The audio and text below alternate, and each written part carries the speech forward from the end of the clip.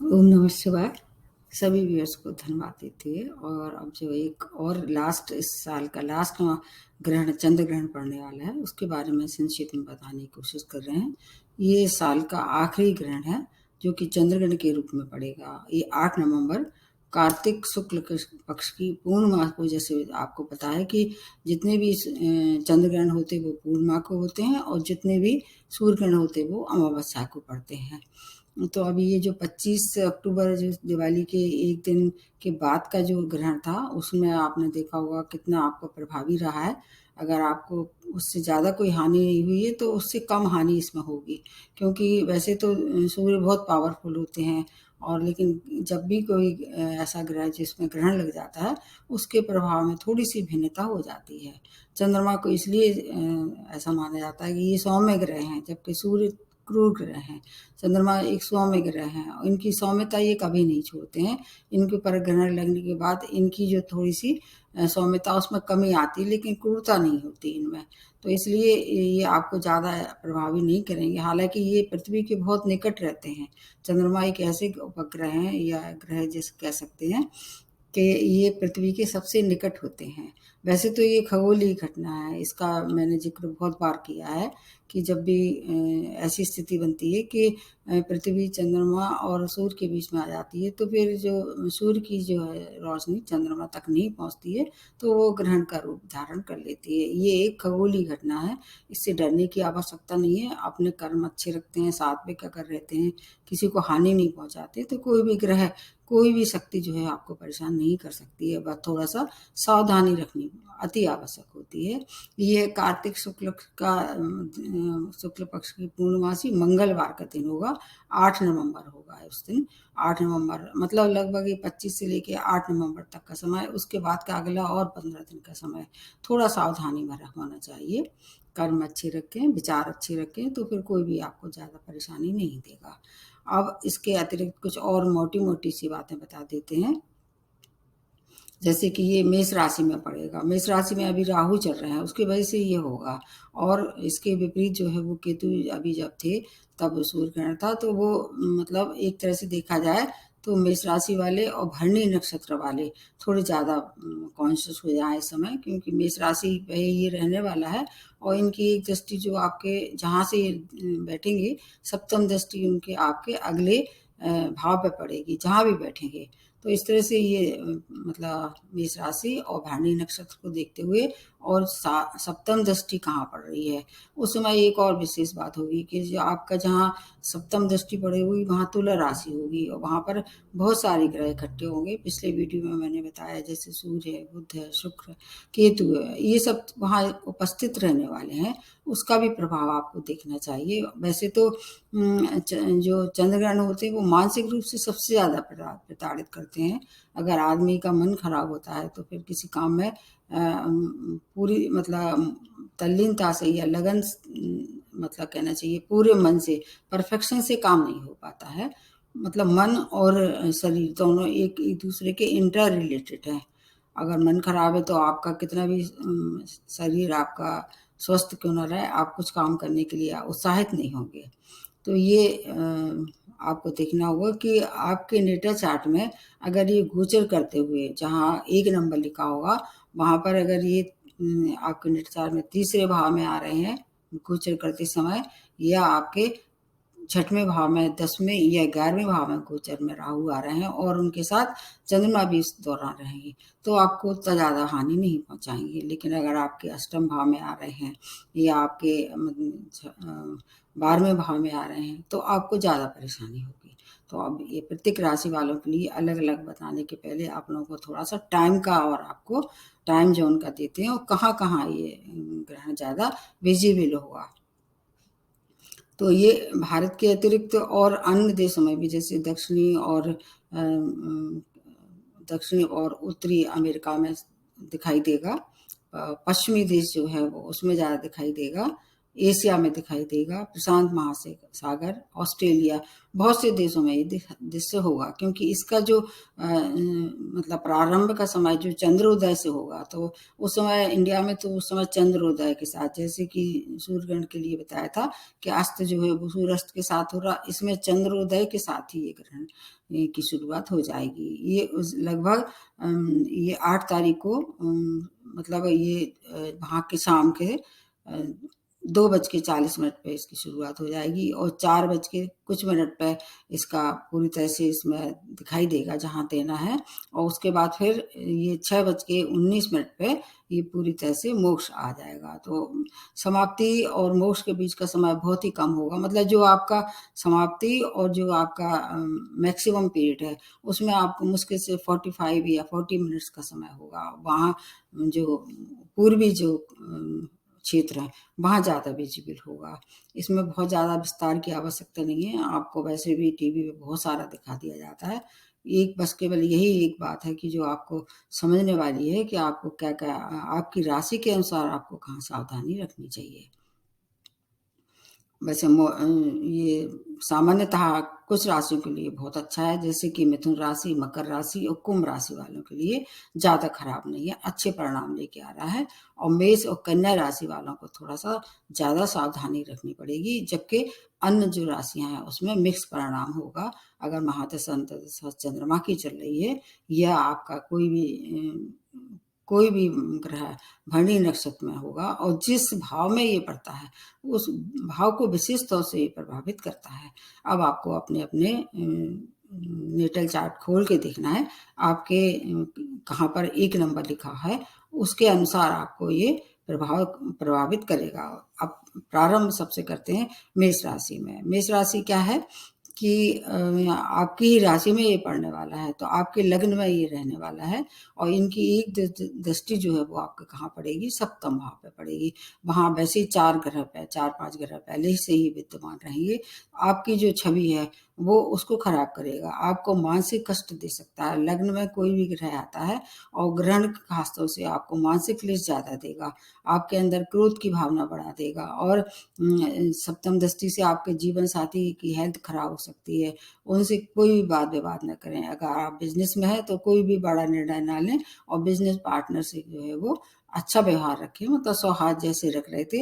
इस समय आपके मन में क्रोध की भावना बढ़ा देंगे, आपको नियंत्रण अपने क्रोध पे करना पड़ेगा और आपके जीवन साथी की हेल्थ की आपको विशेष केयर करनी चाहिए।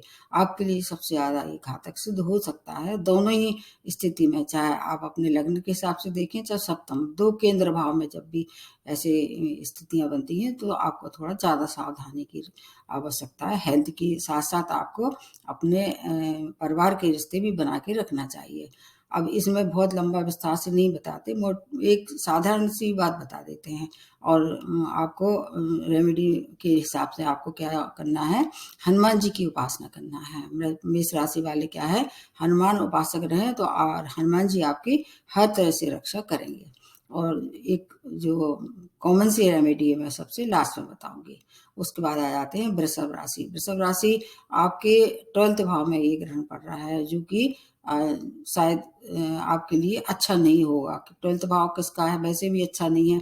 एक दृष्टि इनके कहाँ पड़ रही है, 6th भाव पे पड़ रही है, जहाँ पर पहले से ही आपकी स्वामी राशि और सूर्य और बहुत से अन्य ग्रह वहाँ विद्यमान है। तो आपके स्वास्थ्य के लिए ये अच्छा नहीं है, लेकिन शत्रु परास्त होंगे।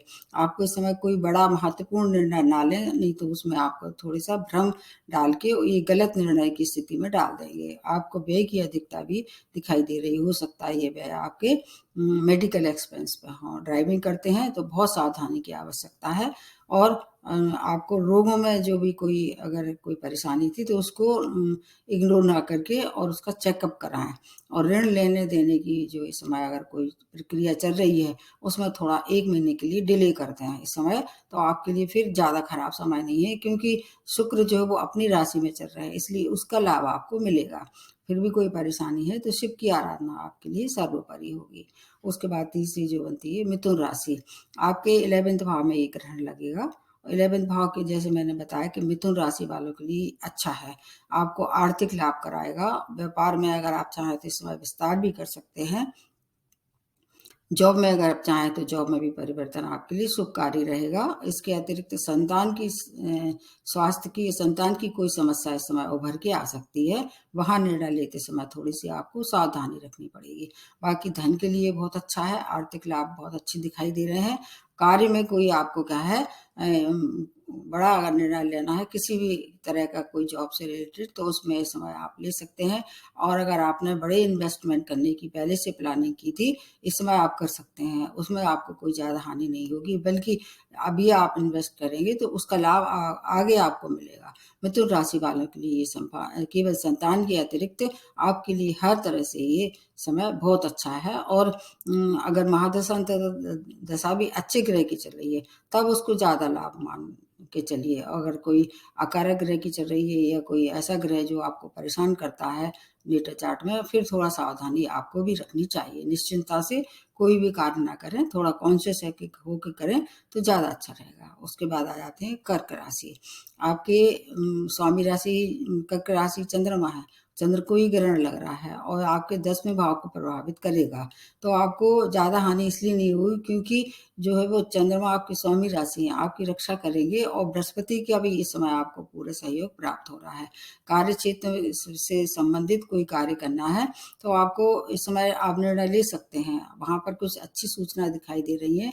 अगर जॉबलेस थी तो जॉब की भी प्राप्ति हो सकती है, लेकिन वाद-विवाद बिल्कुल नहीं करना है। अगर आप व्यापारी हैं तो आपको आर्थिक लाभ होगा। माता की हेल्थ की केयर आपको निश्चित रूप से करनी चाहिए। पिताजी की भी थोड़ी-सी आपको हेल्थ खराब दिखाई दे रही है। आपको बस मानसिक क्लेश ज़रूर दिखाई देगा इस समय, क्योंकि एक दृष्टि आपके 4थे भाव पे पड़ रही है, तो वहाँ आपको किसी न किसी बात को मानसिक क्लेश होगा, उससे आपको स्वयं बचाव करना है। और शिव की आराधना आपके लिए सबसे अच्छी रहने वाली है। और भूमि वाहन का सौदा अगर आप कर रहे थे, तो वहाँ थोड़ी-सी जाँच-पड़ताल कर लें डॉक्यूमेंट्स के लिए। अगर हो सके तो 1 महीने के लिए उसको डिले कर दें। फिर आपके लिए ज़्यादा हानिकारक नहीं होगा। उसके बाद आ जाते हैं सिंह राशि।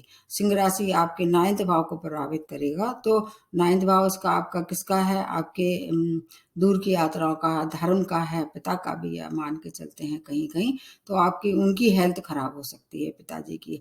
बड़ी कोई समस्या है, उसका समाधान आपको निश्चित रूप से मिलेगा। ये आपका भाग्य का स्थान है, इसलिए भाग्य भाव में अगर देखा जाए तो भाग्य में थोड़ी रोड़ें ज़रूर लगाएगा ये। कुछ-कुछ चीज़ें आपको अच्छी मिलेगी इस दौरान और कुछ चीज़ों का आपको ध्यान रखना है।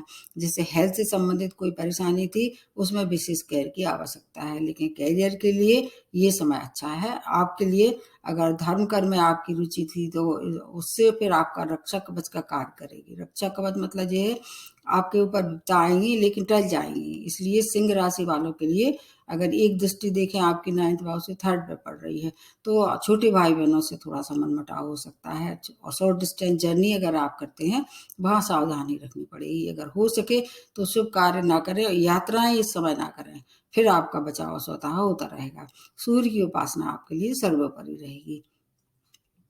उसके बाद नेक्स्ट जो बनती है कन्या राशि। कन्या राशि के अष्टम भाव में ये मतलब पड़ेगा, घटित होगा। तो अष्टम भाव में वैसे भी कोई भी ग्रह अच्छे फल नहीं देते हैं, ऊपर से ग्रहण आपके लिए थोड़ी-सी ये चिंताजनक स्थिति का निर्माण कर देंगे। घबराने की आवश्यकता नहीं है। क्या है उसमें चिंताजनक? क्रोध की मात्रा ये बढ़ा देंगे। क्रोध से क्या होगा आप अपना आपा खो देंगे और किसी से भी लड़ाई झगड़ा करने पे उतारू हो जाएँगे। इसलिए आपको विशेष ध्यान रखना है अपने स्वभाव पे, अपनी वाणी पे। और अगर ये आप इतनी सी बात पे अगर थोड़ा-सा कंट्रोल कर लेते हैं, तो फिर ज़्यादा परेशानी नहीं होगी। आयु को कोई खतरा नहीं है। कार्य क्षेत्र में आपको कहीं वाद-विवाद नहीं करना है। व्यय की अधिकता दिखाई दे रही है, तो व्यय अगर आप करते हैं, तो सोच समझ के करें। अगर हो भी रहा है पैसा का लॉस कोई बहुत बड़ा लॉस नहीं होता है। थोड़ा बहुत अगर पैसा खर्च भी हो भी रहा है, तो उसमें चिंता करने की आवश्यकता नहीं है। आपके पास थोड़ा-सा परिवार पे थोड़ा-सा खर्च हो सकता है, स्वयं पे खर्च हो सकता है। तो ऐसी स्थिति में जब पहले से ही लग रहा है ऐसा कि संभावना है, तो आपको धर्म कर्म में आपकी रुचि बढ़ा के धार्मिक आयोजन करना चाहिए घर में। तो आपके लिए फिर बहुत अच्छा रहेगा। फिर जो नेगेटिविटी है, उसका प्रभाव कम होगा और पॉज़िटिव जो कंपोनेंट आपके इस समय में बढ़ा देगा ये धर्म कर्म में रुचि, धार्मिक आयोजन से जो खर्च होने वाला होगा वो सही जगह हो जाएगा। इसलिए आपको चिंता करने की आवश्यकता नहीं है। ड्राइविंग करते हैं, विशेष सावधानी की आवश्यकता है। इसलिए कुछ चीज़ों का अगर स्वयं ध्यान रखें, हो सके इस समय तो अगर खुद जाते हैं ड्राइव करके तो पब्लिक ट्रांसपोर्ट का सहारा लें, पर आपकी रक्षा स्वतः ही रहने वाली है। कुछ चीज़ों को आप स्वयं बदल सकते हैं या बचाव कर सकते हैं, इसलिए थोड़ा सावधानी रखेंगे तो आपकी सुरक्षा निश्चित है। उसके बाद आते हैं तुला राशि। आपके सप्तम भाव को प्रभावित करेगा ये, जो कि आपके जीवन साथी का है, आपके बिजनेस पार्टनर का है। आपके जीवन साथी की हेल्थ खराब कर सकता है ये, और उनसे संबंध में मनमुटाव हो सकता है। व्यापारी हैं तो आपको व्यापार में भी कोई नए व्यापार की शुरुआत नहीं करना है।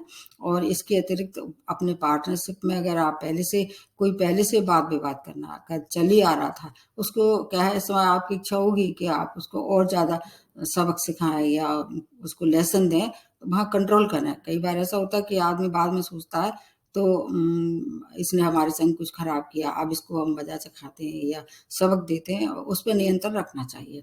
फिर आपकी संबंध जो है जैसे थे वैसे ही रहेंगे। और अगर आपका संग में कोई ऐसा डिस्प्यूट चल रहा है जीवन साथी से, तो उस समय वैवाहिक संबंध टूट सकते हैं। उसको वहीं कुछ समय के लिए एक तरह से देखा जाए तो स्थगित कर दें या पेंडिंग डाल दें।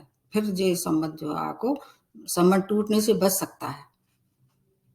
फिर भी कोई परेशानी है तो आपको भी शिव आराधना करनी चाहिए।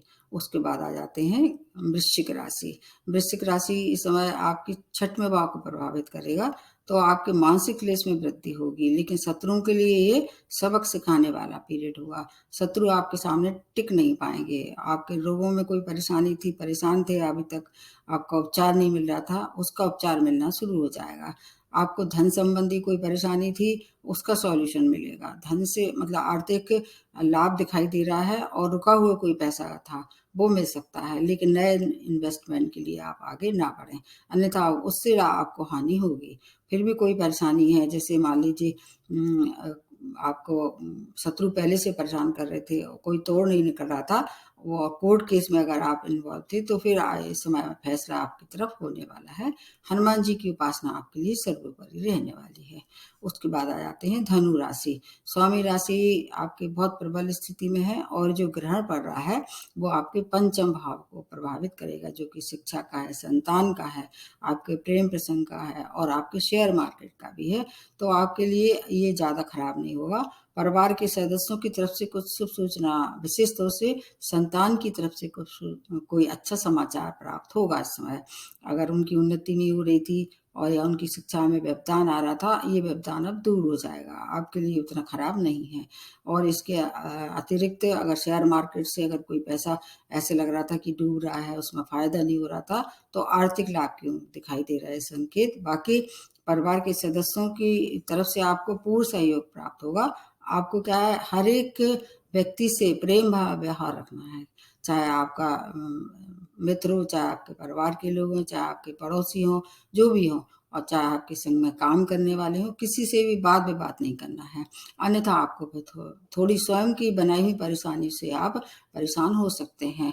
और आपके घर में अगर कोई बुजुर्ग रह रहा है, उसकी सेवा करें, उसका हर तरह से जितना भी हो सके अपनी तरफ से ख्याल रखें, तो फिर आपकी जो कोई भी परेशानी है उसका हल मिल जाएगा, और हर एक परेशानी से आपका बचाव होगा। उसके बाद आ जाते हैं, अब नेक्स्ट बनती है मकर राशि। मकर राशि आपके चौथे भाव में घटित होगा। ये चौथा भाव किसका है, आपकी माता का है, मानसिक क्लेश का है, भूमि वाहन का है। तो आपको क्या है, कुछ चीज़ों में फायदा होगा, जैसे कि चौथा भाव आपकी माता का है, तो माता की हेल्थ थोड़ी सी ज़्यादा खराब इस समय दिखाई दे रही है। और आपका अगर भूमि वाहन का सौदा इस समय करना चाह रहे थे, तो भ्रम की स्थिति में ना आया, जब पूरा अगर डॉक्यूमेंट देख के फिर साइन करें, अगर हो सके तो 1 महीने के लिए इसको टाल दें। बाकी एक दृष्टि इनकी कहाँ पड़ रही है, आपके 10th भाव पे पड़ रही है, तो वहाँ पर कार्य क्षेत्र से रिलेटेड कोई परेशानी आ रही थी, तो आप इस समय बिल्कुल शांति से समय काट लें, आपके लिए ज़्यादा खराब भी नहीं है, ज़्यादा अच्छा भी नहीं है, मिक्स परिणाम देगा। आपके लिए आर्थिक रूप से ही अच्छा है, नए अवसरों की भी प्राप्ति होगी और आपका कार्यक्षेत्र में कोई ऐसा गुप्त शत्रु होगा जो आपकी छवि मतलब खराब करने के लिए इस समय वो मौका देख के खराब कर सकता है। तो अगर हो सके तो इग्नोर कर दें, बिल्कुल भी वाद विवाद ना करें, नहीं तो आपके पास झूठे आरोपों का वो आप उसमें फंस सकते हैं, विशेष तौर से कार्य क्षेत्र में। बाकी और चीज़ों के लिए अच्छा है, मतलब धन की कोई कमी नहीं होगी, आपकी हेल्थ स्वयं की हेल्थ ठीक होगी, माता की हेल्थ की थोड़ी सी केयर करनी चाहिए। बाकी संतान की भी आपकी कोई समस्या थी तो उसमें भी कुछ समाधान मिलेगा, मतलब जैसे मैंने बताया मिक्स रहने वाला है। अगर धन की कमी नहीं है तो आप हर एक समस्या का समाधान निकाल लेंगे। फिर भी कोई परेशानी है, आपको भी हनुमान जी की आराधना करना चाहिए, या अगर आप चाहें तो जैसे अभी साढ़े साथी का जो आप रेमेडी कर रहे थे वो करते रहें। अगली जो राशि बनती है वो है कुंभ राशि। अब आपके थर्ड भाव में घटित होगा, आपके लिए बहुत अच्छा है। मैंने शुरू में ही बताया 3 राशि में के लिए अच्छा है, जिसमें एक राशि आपकी भी है। कुंभ राशि के थर्ड भाव को तो आपकी क्या है, छोटे भाई बहनों से कोई परेशानी थी, अब वो परेशानी दूर हो जाएगी, उनसे संबंध अच्छे हो जाएंगे। शॉर्ट डिस्टेंस जर्नी आप करेंगे, लेकिन सावधानी इस समय हो सके तो अगर बहुत आवश्यक ना हो तो यात्रा तो करना ही नहीं चाहिए ग्रहण के दौरान। फिर भी अगर करनी पड़े तो वहाँ थोड़ी सी सावधानी रखें। व्यापार में हर तरह से आपको लाभ दिखाई दे रहा है, आर्थिक मजबूती दिखाई दे रही है। वैवाहिक संबंध खराब हो रहा था उसमें आप प्रसन्नता आ जाएगी, सुखद परिणाम मिलने वाले हैं। मतलब अगर आप जॉबलेस थे तो जॉब की प्राप्ति होगी, अगर आपकी जॉब छूट गई थी तो नए जॉब के लिए ट्राई कर रहे थे, वहाँ से कुछ शुभ समाचार प्राप्त होगा। नए नए अवसरों से आपका क्या है, मन प्रफुल्लित रहेगा। आपको थोड़ा सा ध्यान किस पे रखना होगा, अपनी वाणी पे रखें, और आपको कोई भी गलत निर्णय लेने के पहले 100 बार सोच लें। ये स्थिति दिखाई दे रही है साढ़े साथी के मतलब उसमें प्रभाव में है आप, तो थोड़ा सा जो भी निर्णय लेते हैं थोड़ा सा सोच समझ के लें। बाकी आपके लिए ये समय 1 महीने का लगभग बहुत अच्छा है। उसके बाद लास्ट में जो बनती है वो है मीन राशि, आपके सेकंड भाव में घटित होगा ये। स्वामी राशि बहुत प्रबल है, केंद्र में है, आपकी तो रक्षा कवच है ये तो, मतलब लेकिन फिर भी आपको एक दृष्टि इनकी कहाँ पड़ रही है, अष्टम पे पड़ रही है। आपकी अपनी स्वयं की हेल्थ खराब हो सकती है, और आपके कहना चाहिए स्टूडेंट के कुछ चांस बढ़ रहे हैं, सर्जरी वगैरह करानी थी तो इसमें हो सके 1 महीने के लिए आप टाल दें। बाकी व्यापार में, जॉब में जैसी स्थिति वैसे ही सामान्य रहने वाली है, वाणी पे नियंत्रण रखना पड़ेगा। और अगर कार्य मतलब जॉब में है आपको तो कोई नई जिम्मेवारी के साथ आपको एक नए पद की प्राप्ति हो सकती है, वो आपके लिए अच्छी रहेगी, अच्छे अवसर प्राप्त होंगे, क्योंकि अभी 17 जनवरी तक आप साढ़े साथी से मुक्त हैं, तो आपको कार्यक्षेत्र से रिलेटेड कोई परेशानी अभी नहीं दिखाई दे रही है। नई जिम्मेवारी के साथ आपको क्या है, पद प्रतिष्ठा का भी लाभ मिलेगा। आपकी स्वयं की हेल्थ जरूर खराब हो सकती है, और खाने पीने का आपको विशेष ध्यान रखना पड़ेगा। वाणी से अगर कोई मतलब जैसे वाणी से जुड़े हुए कोई कार्य कर रहे थे तो वहां पर थोड़े से आपको अच्छा व्यवहार रखना चाहिए, क्रोध ना करें और सबसे मीठा बोलें। वैसे भी क्या है, मीन राशि वाले जो है वो थोड़े से धार्मिक होते हैं, रिलीजियस होते हैं, सौम्यता इनके अंदर रहती है, थोड़ी सी कभी कभी ये उग्र हो जाते हैं। उस उग्रता पे अगर आप कंट्रोल करें तो आपके भी लिए मिक्स परिणाम लेके आ रहा है। तो ये हो गया पूरा चंद्र ग्रहण का असर आपके जीवन में कितना प्रभावित हुआ। घबराने की आवश्यकता नहीं है, क्योंकि मैं एक कॉमन सी रेमेडी बताने वाली हूँ। क्योंकि वैसे तो देखिए ग्रहण अच्छे नहीं होते हैं, कोई भी शुभ कार्य इस दिनों शुरू नहीं करना चाहिए, और इसमें विशेष तौर से जो प्रेग्नेंट लेडी है उनको कोशिश ये करना चाहिए कि उस दौरान वो या तो जॉब में है, जाना है तो उनको अपने बॉडी को कवर करके जाए, और हो सके उस दिन ना जाए। और अगर आप मान लीजिए रख सकते हैं कुछ, अपने आप को नियंत्रण रख सकते हैं तो खाने पीने पे नियंत्रण रखें, उस दौरान मंत्र का जाप करें, चाहे मतलब जो भी हो मेडिटेशन करें, तो जो आपको दुष्प्रभाव मिलने वाले थे वो स्वतः परिवर्तित होके पॉजिटिविटी में बदल जाएंगे। तो ये मतलब ऐसा कहा जाता है कि ग्रहण के दौरान अगर कोई भी मंत्र जाप किया जाता है तो वो सिद्ध हो जाता है। तो आपको शिव की आराधना, जिसको आप इष्ट मानते हो उसकी आराधना करना चाहिए। अब इसमें क्या है कि सूतक पहले लग जाता है, लगभग 12 घंटे पहले सूतक प्रारंभ हो जाएगा। 8 तारीख को मॉर्निंग में ये शुरुआत हो जाएगी इसकी, सूतक काल। अगर इसके और ज़्यादा आपको दुष्प्रभाव हैं, जैसे कि आपकी अगर कुंडली में चंद्रमा राहु केतु और शनि के साथ बैठा है, तो ज़्यादा प्रभावी रहने वाला है।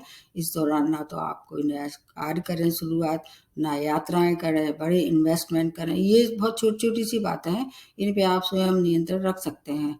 फिर आपको ग्रहण से भी ज़्यादा मतलब परेशानी नहीं होगी। और अगर आप कहीं ऐसी जगह रहते हैं जहाँ जल का स्रोत है, तो आपको वहाँ थोड़ा सा अपने ऊपर से उतार के काले तिल, उड़द की दाल और नारियल और एक केला, इन सब चीज़ों को अपने ऊपर से उतार के या तो जल में प्रवाहित करें। अगर जल प्रदूषित हो रहा है तो बिल्कुल भी ना करें। फिर उसके लिए क्या है, आपको उसको मतलब किसी भी तरह से अंदर पृथ्वी के अंदर अच्छी, जहाँ आपको लगे जहाँ लात नहीं पड़ रही, वहाँ गड्ढा खोद के उसको गाड़ दें। और इसके अलावा कुछ हो भी नहीं रहा है, इसके ये भी आपके लिए नहीं है, तो आपको सबसे सरल रेमेडी बता देती हूँ, जो कि आप सभी के लिए हो सकती है। पक्षियों को दाना चुनाएं, सतनाजा लेके जाएं और कहीं भी जाके जहाँ कबूतर या कोई अन्य पक्षी आ रहे हैं उनको वो दाना चुगाएंगे, तो ग्रहण का असर जो है समाप्त हो जाएगा। और घर बैठे तो मैंने बता ही दिया है, हर राशि के अनुसार शिव की आराधना, हनुमान जी की आराधना, गणेश जी की आराधना, अपने जो स्वामी राशि हैं उनके इष्ट जिसको आप मानते हैं उनकी आराधना करें, तो इसके दुष्प्रभाव निश्चित रूप से कम होगी, या हो सके तो समाप्त भी हो सकते हैं। तो आज यहीं समाप्त करते हैं। नमस्ते और धन्यवाद।